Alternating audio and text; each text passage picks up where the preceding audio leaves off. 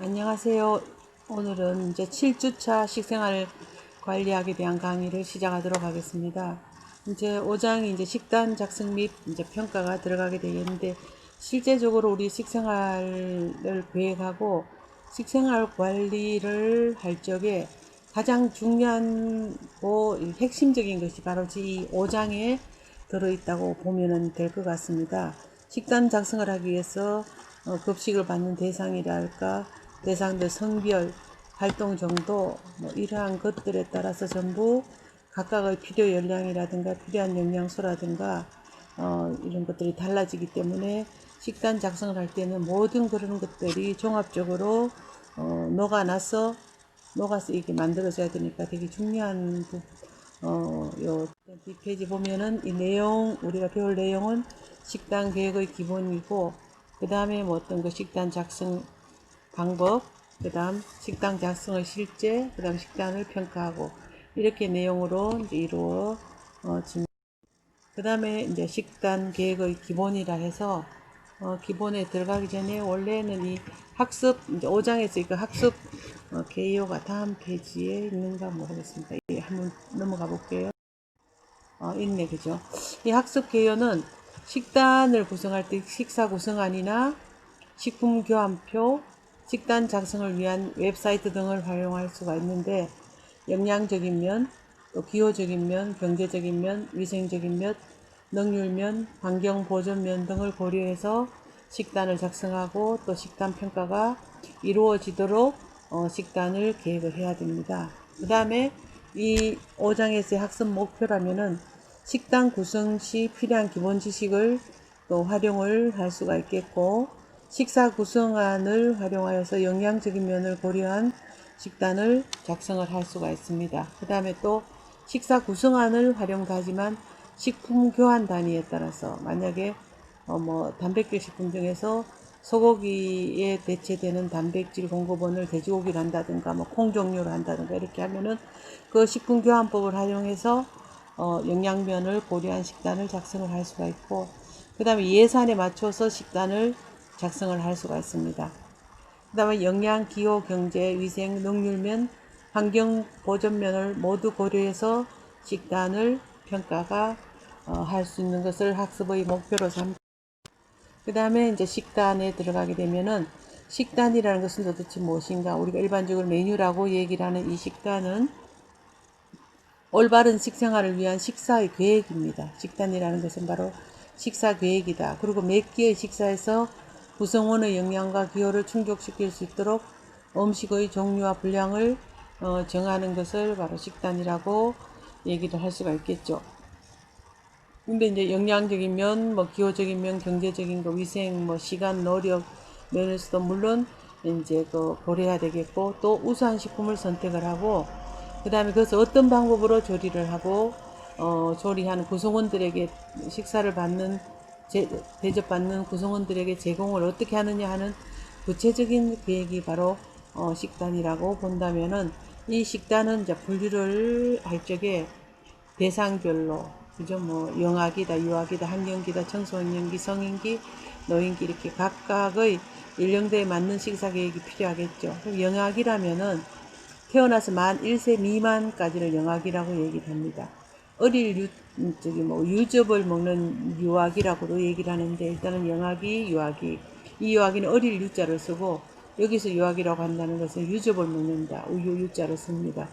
태어나서 만 1년까지를 영아기로 구분을 하고, 생후 5개월이 지나면은 모유만으로는 정상이죠. 정상적인 발육과 성장이 어렵기 때문에 이때는 바로 이제 이유식을 주게 되겠죠. 유주 외에 어떤 고형식 이유식을 주고, 또 다양한 음식을 이제 5개월 이후가 되면은 다양한 음식을 섭취하게 함으로 해서 성장기 어떤 편식을 예방하고 올바른 식습관을 형성하는 데 도움을 주도록 해야 되겠습니다. 그래서 WHO라든가 유니세프, 국제아동보호기금 같은 데서 권장하는 이유시기는 아기 체중이 보통 출생 시 체중의 약 2배 정도가 되는, 보통 출생이 3kg, 3.3kg 이렇게 된다면 아기 아기의 체중이 약 6kg 정도에 달할 때가 되면은 이제 이유식을 권하는데, 우리나라에서는 보통 5, 6개월에 이유식을 권하기로 하죠. 그다음 유아기는 만 1세에서 6세까지의 미취학 어린이들을 얘기하는데 1, 내시 2세의 그 어린이들 같은 경우에는 그 영아기 때의 식습관이 그대로 지속되어서 우유만을 먹으려고 하고 고형 음식을 먹지 않으려고 하는 경우가 있는데, 이런 경우는 철분이 부족된다든가 해서 빈혈이 올 수가 있으니까 이유식에서 잘 보충을 해야 될 것 같고, 또 채소류와 같은 경우에는 성장기에 필요한 비타민이라든가 무기질과 같은 것들이 많이 들어있기 때문에 꼭 식품으로서 뭐 3에서 5세 정도, 6세까지는 채소라든가 과일 같은 걸 섭취할 수 있도록 식단 계획을 그렇게 정해야 되겠죠. 학령기라면 만 7세에서 13세 초등학교 취학 어린이라든가 이런 학령기 어린이라면은 보통 뭐 TV라든가 학교 수업 이런 것들이 식습관에 실제적으로 많은 영향을 미치게 됩니다. 그래서 활동에 따른 적절한 어떤 거 영양 섭취와 긍정적인 식습관을 형성할 수 있도록 가정과 학교에서 세심한 어떤 그 노력과 관리를 해야 되겠죠. 그 다음에 청소년기, 뭐 성인기, 노인기 때는 각 연령대에 알맞은 그런 식사 계획이 필요할 것 같습니다. 청소년기라면 보통 뭐 13에서 19세까지의 청소년은 중고등학교 이제 뭐 이렇게 다니는 학령기가 되다 보니까 입시로 인해서 불규칙한 식사 습관 같은 것들에 의해서 아침을 뭐 굶는다든가 집 밖에서 식사를 할 적에 가공식품이라든가 패스트푸드라든가 뭐 정크푸드 이런 것들을 섭취해서 자칫 잘못하면은 뭐 신체상의 어떤 장애를 가져올 수도 있겠고, 또 이래서 성장에 필요한 여러 가지 그다음에 영양원들을 골고루 섭취할 수 있도록 식단 작성을 구성하는 것이 중요할 것이라고 생각을 합니다. 그 다음에 성인기라면 보통 뭐 20에서 64세까지를 본다면은 실제 뭐 성인기라고 64세라도 청장년기하고 또 약간 노년기들이 있는 경우는 소화성이라든가 활동량이라든가 틀리긴 하지만 대체로는 정신적, 육체적, 사회적, 정신적으로나 육체적으로 사회적인 활동을 활발하게 하는 그런 시기이기 때문에 자칫하면은 뭐 운동 부족이라든가 과다한 스트레스라든가 음주 또 흡연 이런 걸로 건강을 해치기가 쉽습니다. 그래서 거기에 맞게끔 신체의 어떤 그 성장이 끝나고 나면 그 다음부터는 노화가 시작되기 때문에 만성질환 예방을 위한 식사와 같은 계획을 세우도록 노력을 해야 되겠죠. 그리고 특히나 복합 단물질의 섭취를 늘린 단순 단질 같은 경우에는 바로 혈당치를 올리고 충분한 어떤 그 혈당을 유지하고 남는 것들은 잉여 에너지들은 지방으로 중성 지방으로 전환돼서 보관되기 체내에 보관되기 때문에 어떤 뭐라 그럴까요? 체중 증가라든가 체지방이 증가될 수가 있습니다. 그래서 복합 당질 같은 것을 먹음으로 해서 뭐 난소화성 다당류라든가 이런 것들을 섭취하는 것이 좋겠죠. 그 다음에 보면 노인기가 지나가 버렸는데, 노인기 같은 경우에는 65세 이상 노인의 경우에는 노화에 의해 가지고 후각도 떨어질 수 있고, 미각 중에서도 짠맛에 대한 어떤 그 미래의 그 감각이 상실하는 데는 둔화가 되는 그런 경우가 많습니다. 그래서 짠맛에 대한 것들도 좀 약간 저나트륨화를 한다든가, 또 아니면은 뭐 소화액이 분비가 감소되기 때문에 저작곤란이라든가 소화작용이 좀 떨어지게 됩니다. 그래서 부드러운 음식과 소화가 잘 되는 그런 식단으로 구성을 해야 될 것 같고, 노인기에는 에너지 감소량은 부족하지만 또 적당한 단백질이라든가 무기질, 뭐 당질 같은 거 섭취를 해야 되기 때문에 가능하면 소화되기 쉬운 생선류라든가 두부라든가 이런 그런 단백질, 그다음 부드러운 채소, 과일 등으로 항산화 비타민 같은 것들을 공급받을 수 있도록 식사를 계획해야 되겠죠. 그 다음에 이제 식단을 어떤 거 주기를 본다면은 고정 메뉴가 있고 순환 메뉴가 있고 변동 메뉴가 있습니다. 그럼 고정 메뉴는 동일한 메뉴를 변화 없이 일정 기간 동안 지속적으로 제공하는 형태인데, 전문 레스토랑이라든가 외식업소, 예를 든다면은 뭐 돌솥 비빔밥 같은 돌솥비빔밥 계속해서 나갈 거고, 그래서 이런 고정 메뉴와 같은 거. 그 다음에 순환 메뉴는 단위로 활용하는 일정한 주기에 따라서 반복되는 메뉴 형태로서 급식 운영의 특성에 따라서 뭐 1주, 10일, 15일, 4주, 3개월, 6개월 단위로 활용을 할 수가 있다. 그다음 변동 메뉴는 학교 급식의 같은 단체 급식에서 가장 많이 사용을 하는데, 단체 급식소의 운영 여건에 따라 변화되는 형태로 식재료 보급이나 시장 상황에 맞게 조정이 가능하고 메뉴의 다양성도 확보되는 반면 재고 관리나 작업 관리에 어려움이 이제 있을 수는 있겠죠. 그래서 일단 이런 거 식단의 주기와 같은 것들, 그죠? 그런데 이 식단을 또 실제적으로 작성하기 위해서 기본적으로는 영양 필요량이라든가 또 식습관이라든가 기호성, 식사 대상자가 어떤 뭐 인종인가 이런 거, 식품 배합과 조리 기술, 뭐 식품비 예산 지출 이런 거 다 들어가는데 아마 뒷페이지 나오는가 한번 살펴볼게요. 요 메뉴의 내용과 가격 지불 방법입니다. 알라카르테 메뉴라고 해가지고 이거는 일품 요리의 차림표를 얘기를 하는 겁니다. 그래서 각 메뉴별로 제공이 되고 가격도 각각 책정이 되어 있고 각 메뉴 군별로 원하는 메뉴를 고객이 선택할 수 있다. 그 다음에 테이블 도트, 정식 메뉴 차림에서 주 메뉴에 몇 가지 코스별 메뉴를 세트화해서 정해진 가격으로 제공한다는 거. 테이블 도트. 디주앙 메뉴라는 건 그날 레스토랑에서 특별히 계획해서 판매되는 당일 특별 메뉴다. 그래서 뭐 주방장 특선 메뉴를 말하는데 가장 양질의 재료를 상황에 따라서 다양하게 서비스하고 고객의 선택을 흥미롭게 유도할 수가 있습니다.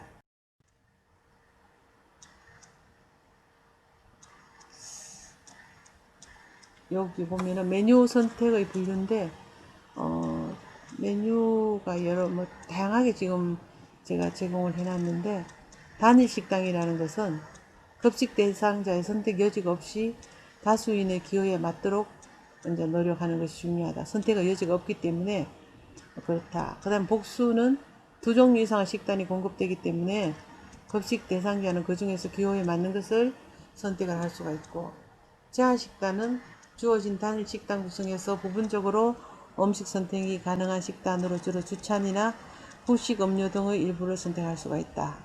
선택 식단은 복수 식단이나 카페테리아 형태로 주어진 음식의 선택이 가능하다. 이래가 메뉴 선택하는 겁니다. 이거는. 그 다음에 이제 식단을 작성할 때 필요한 지식인데, 좀 전에 제가 설명을 하다가 뒤에 나올 것 같아가 멈췄는데, 제일 먼저 식단을 작성할 때 필요한 어떤 그 기본적인 지식이라면은 영양 필요량이 있어야 되겠고, 물론 뭐 많습니다만도 여기 이제 먼저 영양 필요량, 식사 대상자의 특성에 따라서 그 필요한 열량과 영양소가 달라지기 때문에 신체 조건이나 활동량, 생활 패턴 등을 이제 파악을 해라. 그래서 보통 2010년에 개정된 한국인 영양소 섭취 기준을 그거를 참고로 해서 이제 결정을 하면 됩니다. 그리고 집단을 대상으로 식사를 계획할 때는 각 기준치를 잘 활용을 해서 영양 과잉이나 혹은 영양 부족의 확률을 낮게 책정을 해야 되겠죠.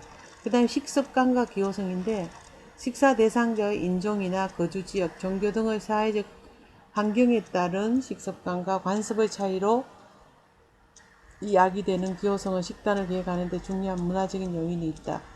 예를 든다면은 어떤 그 중동 지방의 어떤 이슬람 문화권이라면은 돼지고기를 먹지 않는 그런 게 있습니다. 그러면 그러한 사람을 대상으로 할 적에 돼지고기는 당연히 메뉴에서 제외가 돼야 되겠죠. 물론 뭐 비늘이 없는 생선은 안 먹는다 해가지고 오징어 같은 것들도 실제 먹지 않고 술도 먹지 않습니다. 물론 뭐 집단급식소에서 식단 작성할 때 술이 들어가는 경우는 없지만 정교적으로 제한한다든가 금기된 음식은 급식 대상자의 수용 여부에 크게 영향을 미치기 때문에 우리나라의 예를 든다면 제칠안식교 같은 경우에도 베지테리언이잖아, 그죠?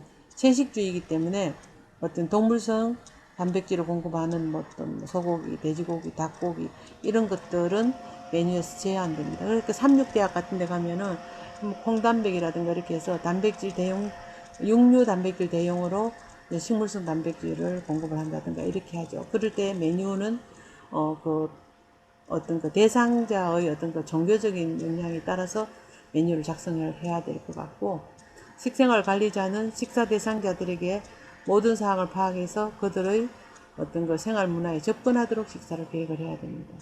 그 다음에 식품배합과 조리기술은 음식이 지닌 형태, 색, 질감, 맛, 향기, 온도, 조리 방법 등이 적절한 대비가 잘 이루어질 수 있도록 조화롭게 구성될 때 맛과 풍미를 높일 수 있다. 그래서 그릇에 담아내는 어떤 그 음식의 색깔과 크기, 모양 등의 변화가 있을 때는 조화가 잘 이루어져 있을 수 있다고 하겠죠. 그죠? 그리고 또 식단을 짤 때 기본적인 원칙은 온화한 맛과 강한 맛의 조화가 중요하고 비슷한 향미의 식품이나 향신료, 조미료는 반복해서 사용하지 않는 것이 합리적입니다.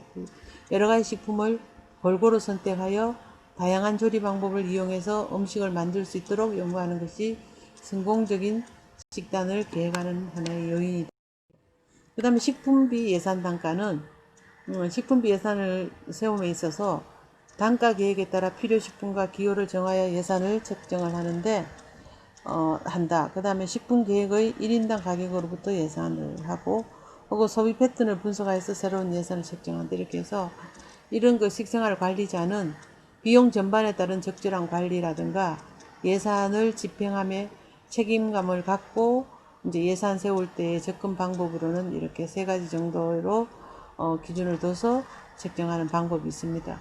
예산 결정 과정도 중요하지만 또 식품 구매도 상당히 중요하기 때문에 식생활 관리자는 시판되어져 있는 조리식품이나 즉석조리식품 등에 얼마를 소비할 수 있는지, 물론 조리 시간도 단축될 수 있고 조리원들의 피로도도 감소시킬 수는 있지만 실제적으로 이렇게 만들어지는 어떤 식품은 소비 단가가 올라가기 때문에 그러한 것들은 이제 식사를 계획하는 사람이 메뉴를 계획하는 사람이 잘 선택을 해야 될 것이고, 그 다음에 조리하는 사람의 숙련도도 마찬가지로 숙련도가 떨어지는데 뭐 새로 개발한 메뉴를 만들려고 한다든가 이러면은 결국은 그러한 경우가 제대로 된 어떤 식사를 제공하지 못하기 때문에 이러한 조리자의 그 숙련도와 같은 것들도 신경을 써서 실제 메뉴를 작성을 해야 되겠죠, 그죠?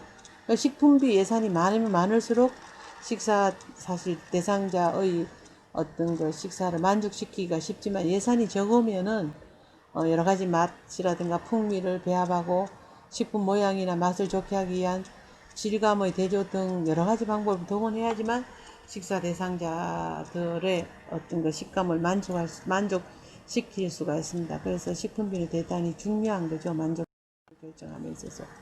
그 다음에 시설과 설비 조건인데 조리를 능률적으로 하기 위해서는 노동력을 절약하면서도 좋은 음식을 만들 수 있는 효율적인 기기를 이제 구비해야 됩니다. 그래서 아무리 잘 작성된 어떤 식단이라 할지라도 이 음식을 만들 수 있는 인력이 아니면 주방의 시설이나 설비가 활용할 수 없다면은 그거는 기대한 결과를 가져올 수 없기 때문에 시설 설비 조건이 좋아야 된다. 그 다음에 식품의 안전성과 위생성.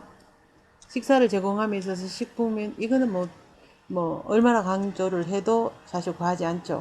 식품의 위해 요소들을 완전히 차단하고 안전성을 확보를 해야 되는데 조리 열 처리를 한다든가 깨끗이 씻는다든가 이름으로 해서 위한 요소들을 생물학적으로나 아니면 물리적인 것을 많이 차단을 시킬 수가 있죠. 그리고 식단을 작성할 때 잠재적으로 위험한 식품을 하기는 물론 식품의 검수 및 조리 과정에서 적정한 온도를 측정하고 또 만들어서 빨리 제공하고 그 다음에 보관하고 하는 이런 위생적인 측면을 고려해야 되고, 마지막으로 8번째는 어떤 그 식품의 목청량과 음식 종류 및 식재료 분량, 요거는 아마도 다음 시간에 할 수 있을 것 같습니다. 이 식품의 안전성과 위생성에 대해서는 제가 여러분들에게 기회 있을 때마다 실제적으로 해썹이라든가 식품안전관리 인증 기준이라든가 조리 작업장에 있어서의 위생성, 안전성을 확보하기 위해서 조리 청결한 조리도 중요하겠지만 그 어떤 그 선행요건과 같은 거, 작업장 바닥이 깨끗해야 된다. 배수로의 구배가 올바르게 되어야 되고, 바닥이 만약에 홈이 파졌다든가 크랙이 가 있으면은 그게 검은 곰팡이가 서식할 수 있어서 결국은 그게 식품에 나쁜 영향을 주더라. 이러한 것들에 대한 거를 틈틈이 아마 제가 여러분들에게 말씀을 드린 것으로 기억이 되는데, 이렇게 안전성과 위생성은 강조하고, 그 다음에 또 학교 급식과 같은 경우에는 학교 급식에 있어서가 아마도 제조가공 공장보다도 해썹을 실시함에 있어 CCP 관리가 8가지인가 9가지 정도가 돼요. 제일 많습니다.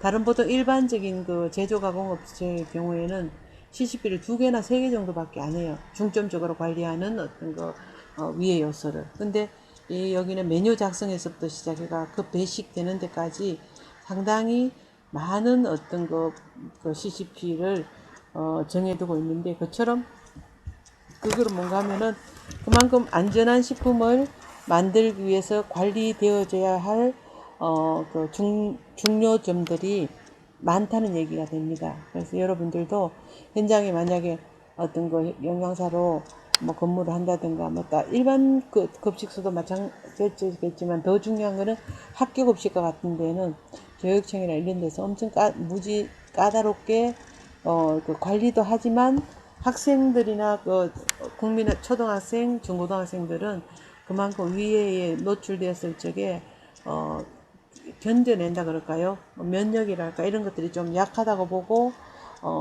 아예 애초에 원천 차단을 할 수 있는 그런 시스템을 만듭니다. 그래서 보관하는 냉장 냉동의 보관 온도 검수하는 거, 그 다음에 뭐 전처리하는 거, 그 다음 조리를 하는 과정에서 열을 가할 적에 어떤 중심 온도가 몇 도가 돼야 된다. 그 다음에 메뉴를 작성할 적에도 샐러드라든가 뭐 어떻게 생식으로 먹을 수 있는 그런 것들, 회라든가 날 음식을 먹는 거는 아예 그냥 거의 안전성에서 벗어나기 때문에 하지 않습니다. 그래서 그러한 것들이 전부 메뉴 작성에서 CCP1으로부터 시작해서 CCP9번까지인가 이렇게 되어 있으니까, 그러한 것들을 잘 고려해서 여러분들이 메뉴 작성도 하고 해야 되는 것이, 이게 학교 급식, 집, 단체 급식 다 적용이 된다고 볼 수가 있겠죠. 그래서 이번 시간은 여기까지만 하겠고, 다음 시간에는 식품의 목청량에 대해서 하도록 하겠습니다. 수고 많으셨습니다.